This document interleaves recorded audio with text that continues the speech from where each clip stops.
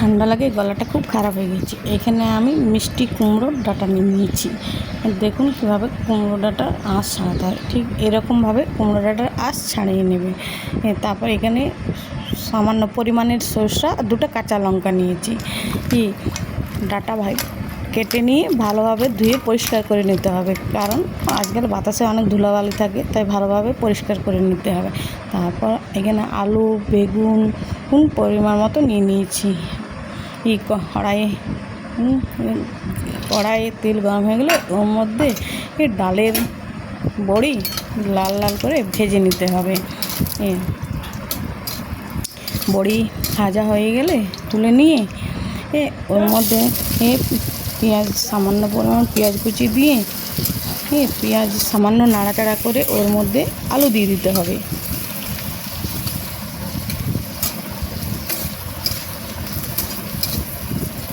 আলু লাল লাল করে ভাজা হয়ে গেলে ওর মধ্যে বেগুন দিয়ে দিতে হবে।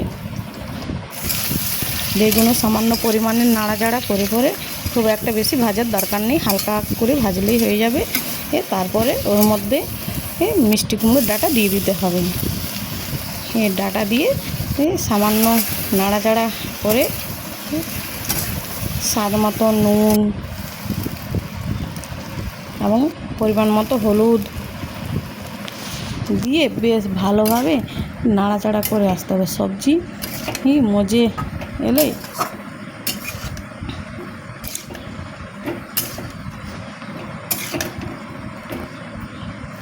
বেশ ভালোভাবে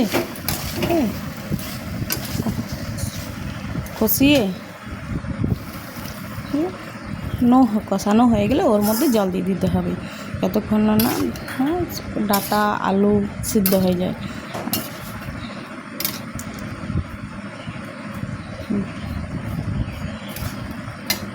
ডাঁটা আলু সিদ্ধ হয়ে গেলে ওর মধ্যে বেটে রাখা সরষে আর কাঁচা লঙ্কা দিয়ে বেশ ভালোভাবে নাড়াচাড়া করে নিতে হবে।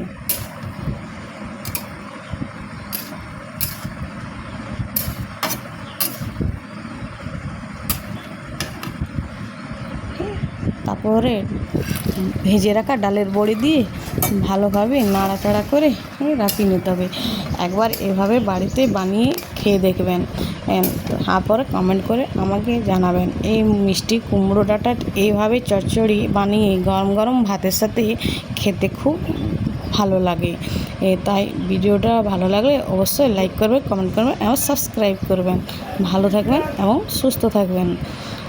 ধন্যবাদ বন্ধুরা।